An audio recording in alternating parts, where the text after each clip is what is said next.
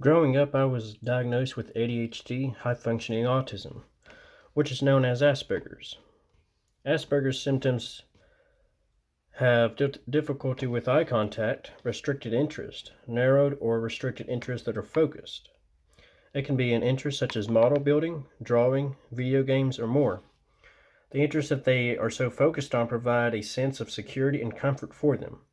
When they are focused to leave their activities, they can become extremely distressed. They can also become obsessive in pursuing their interest and become extremely knowledgeable in their field of interest. The field of interest can often seem bizarre to others. Some of these bizarre obsessions include weather reports, sports scores, and more. They have trouble showing empathy toward others. They have trouble making friends and maintaining relationships with friends. For this reason, they find that they are much more comfortable with those who are either much younger or older than themselves, as they do not know how to act or communicate with the peers their age. Now, I will note, I see the world differently than others. I am detailed on how I view things. For example, I will have mental images of a project I want to work on. I will find many ways that project can be done. I sometimes use dimension images to use when I actually start working on the project. Sometimes it is difficult to pick up on social cues. And most people with Asperger's are very logical people.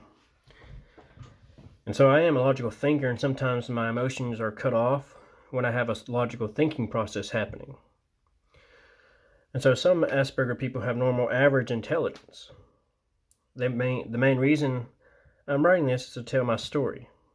A story of how I am blessed by God. This is about my walk with God, my testimony.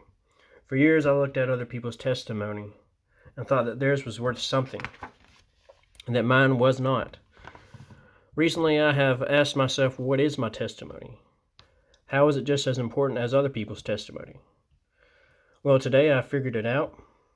I will title this as How God Changed a Man's Life of Isolation. So using the word isolation as a symbol of how I view the world differently than others. And ever since I can remember, I always had a different perspective. To put it this way, my thoughts and actions and emotions are unique from other people. And when I was in high school, I couldn't connect on the same level as everyone else. And on the outside, people saw me as normal but shy. You see, I had this whole other lifestyle that regular people knew nothing about. I had these thoughts that were different from other people. These thoughts consisted of how people think differently from me. Sometimes these were negative thoughts about myself, stress about my future, or building relationships.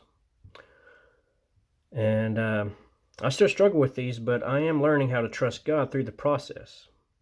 A verse comes to mind when I think about this, and it's Proverbs chapter 19, verse 21. It says, "There are many plans in a man's heart. Nevertheless, the Lord's counsel that will stand." In other words, God has great plans for me, and though I do not know what they are, I must have faith.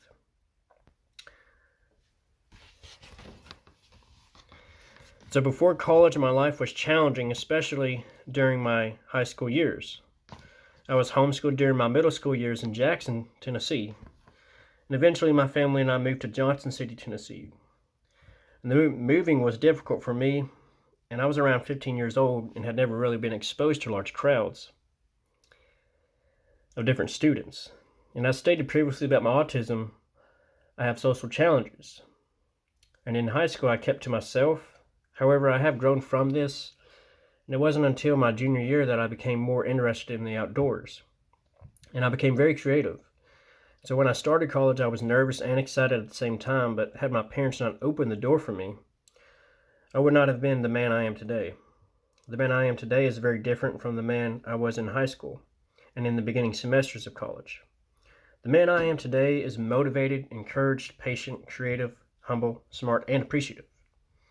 The experiences I went through in college, now looking back on it, has brought me to a place of happiness and joy. I have learned skills that have turned me into a responsible student, though there is always room for improvement, but God has brought me this far and has many plans for me in the future. As I continue my journey through the many ups and downs of life with God by my side through it all, including the tough situations I will go through in the future. And one of the many skills I've learned in college is to be creative in whatever I am doing. and use my strengths to help with my weaknesses. So being creative has allowed me to be able to make things such as homemade knives, make bags, primitive weapons, and create papers that are creative and have precision to them. And one thing God has taught me is that I cannot contain His overflowing love. Therefore, it is imperative to share His love with others. And I have never been so excited and unashamed to tell people about Jesus. And so the purpose of my YouTube channel is for anyone to know how science, history point to God. And so my channel features questions about miracles, creation, and faith. Some questions are Christianity and science at odds? Can we prove God exists? And how does the beginning of the universe point specifically to the God of the Bible? Did evolution put God out of the job? And can you summarize what science tells us about God? Here are a few more. If the Bible was written by ordinary people, how can I know it really is the Word of God? Stories about Jesus were passed along verbally before being written down. So how can we ever be sure the Gospels are reliable? So this is just a few things that my YouTube channel addresses.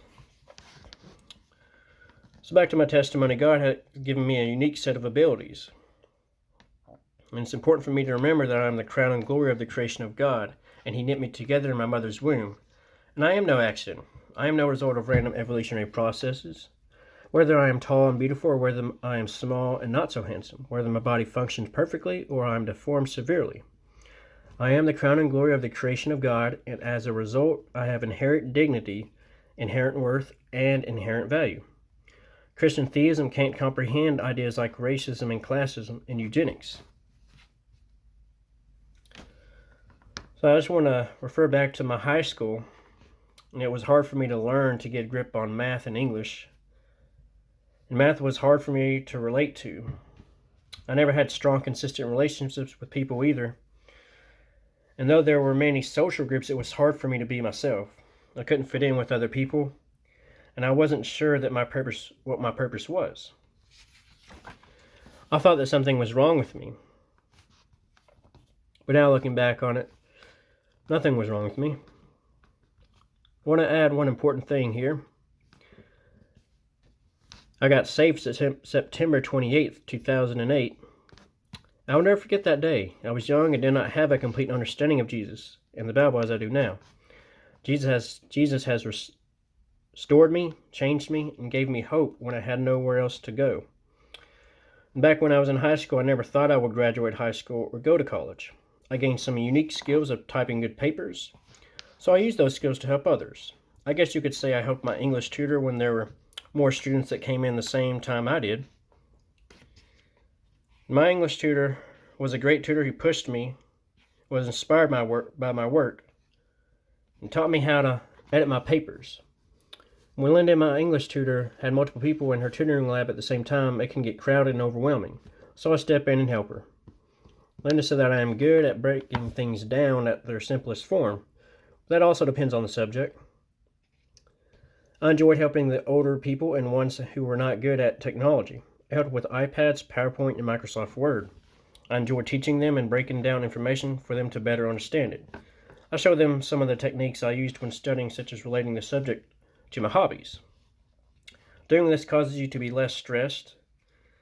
I also did this in my history class when we were learning about ancient cave paintings. It reminds me of the Atlatl painting on Atlatl Rock in Utah.